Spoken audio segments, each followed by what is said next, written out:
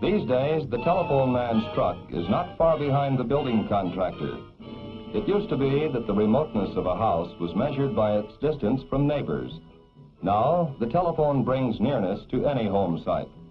The dwelling without a phone is cut off from the world, regardless of its closeness to other buildings.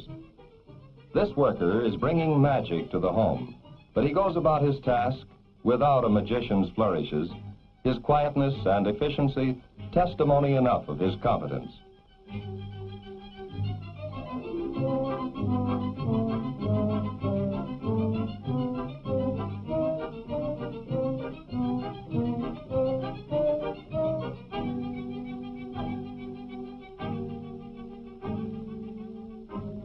How many times must he hear with satisfaction the cry, "Molly, the telephone man's here."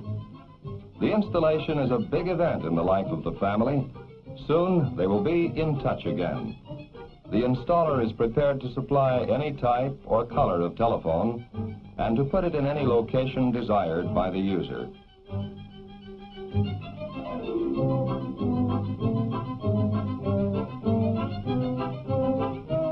This comparatively small box of electrical parts that gives every one of us a bigger voice is a modern miracle. No matter how many are in use, each set must be adjusted so that we can be reached on one number out of millions listed. One wire to carry a voice from this house to any telephone outside. Another wire to carry any other voice into this house. Another wire to ring only this bell. Now you're in the book. To make this possible, these men by the thousands in fleets of trucks are constantly being dispatched from service centers out over the vast web of wires and cables that tie together the millions of telephones and switchboards to be constructed, maintained, and repaired.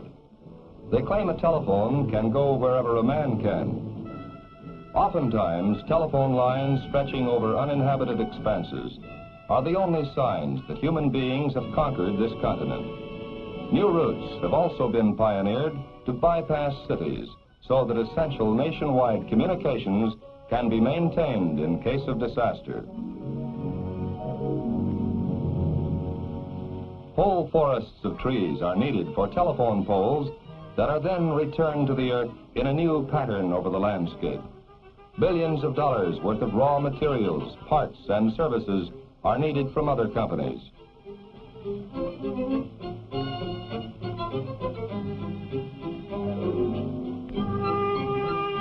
While his work would seem to have many ready-made occupational hazards in handling heavy materials, working on high wires, using sharp tools, and being out in all kinds of adverse weather, the telephone man has learned his safety lesson well. He has achieved one of the best safety records in American industry. Less than one disabling injury for each million man-hours worked, as against 12 such accidents in all manufacturing. Each telephone truck is like a large toolbox on wheels, a toolbox that carries the men to the job instead of being carried by them. Some of the trucks are equipped with special apparatus like cranes, ladders, or lifts. When they travel in caravans, the vehicles make self-sufficient construction and repair units, prepared to carry out any plans or to meet any emergency.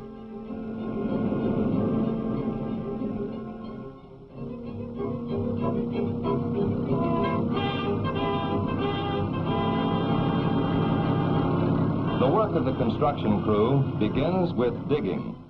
The giant hole digger pierces the hard ground to punch out the pattern for a new community.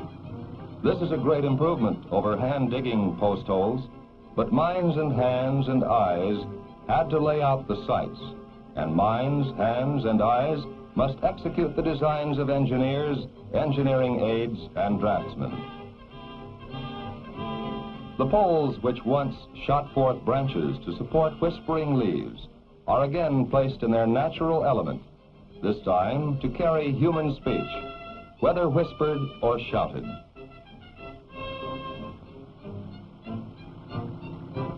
"200 million miles of wire connect you with every other telephonic receiving point in the United States. The plastic sheath of each cable may contain as many as 2,000 pairs of wires, the talking paths for 2,000 conversations. Teamwork takes over as the man at the reel lets out the cable.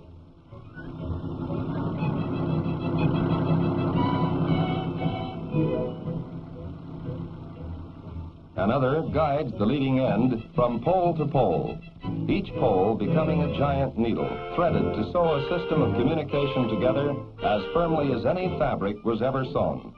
Every inch of advance increases the range of your voice by that much more.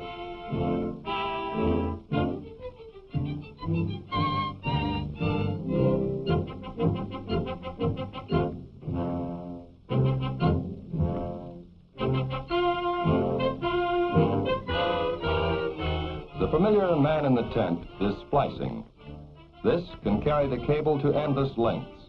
It is both the typical skill of the telephone man and a specialized full-time job.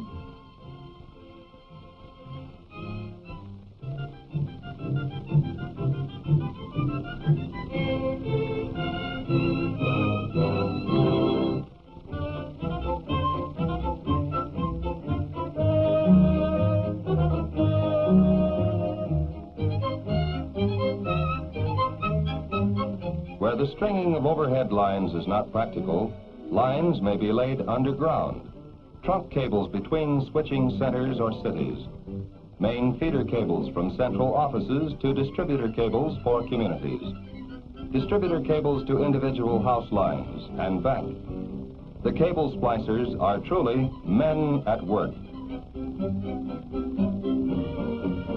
Molten lead may have been used in medieval times by man against man to repulse the attackers of besieged castles. But the telephone man uses the same hot metal to bind men together. The splice must be like the mended broken bone, better than the original continuous article, not do-it-yourself work. Wiping a joint like this in lead cable is a functional industrial art. Training takes place throughout the careers of telephone workers so that they may qualify for more difficult and responsible assignments.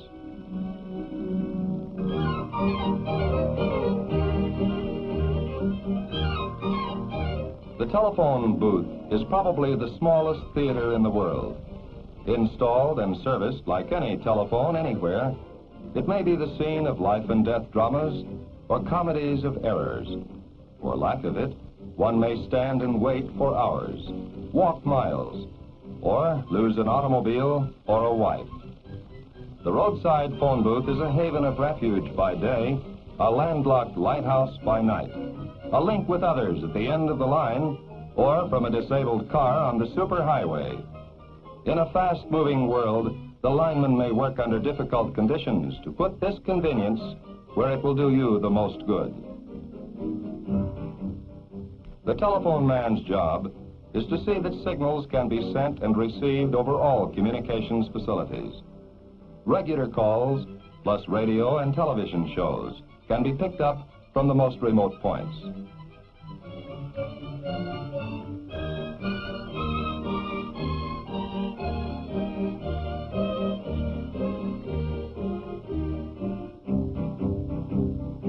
These signals are bounced to a central office or network broadcasting station and then forwarded to wherever desired. Microwave facilities are used for telephone calls up to 3,000 at once and for network television programs.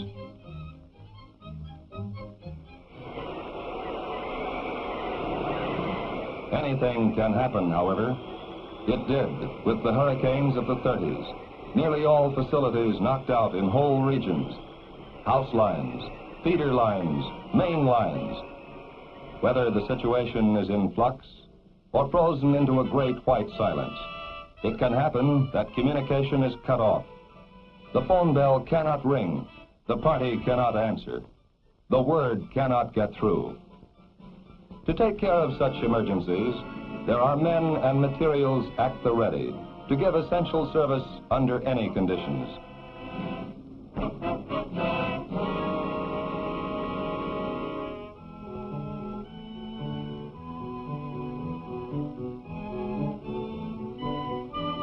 This is Operation Showdown.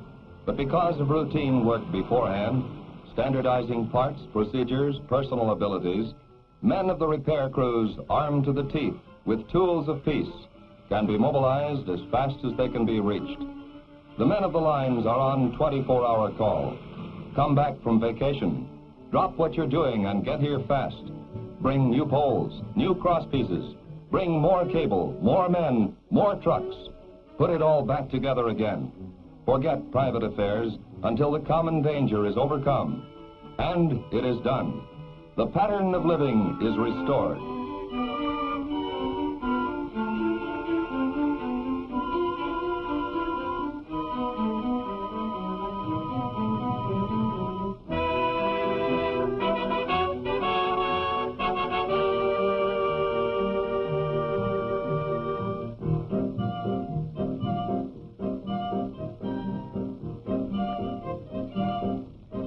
The flow of words can resume. Words that will die on the wind, words of deathless wisdom, words that can save the world or doom it.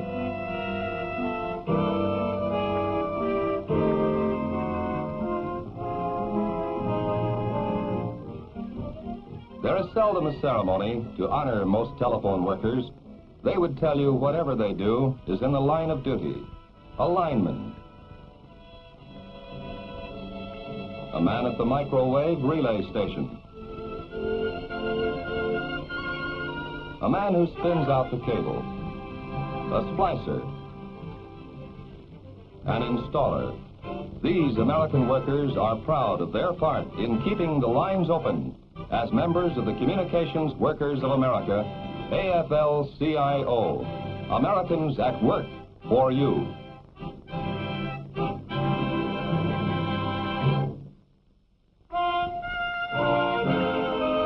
Americans at Work, presented as a public service by the AFL-CIO.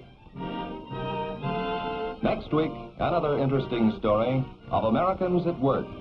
Americans whose skill and effort help keep our country great and strong.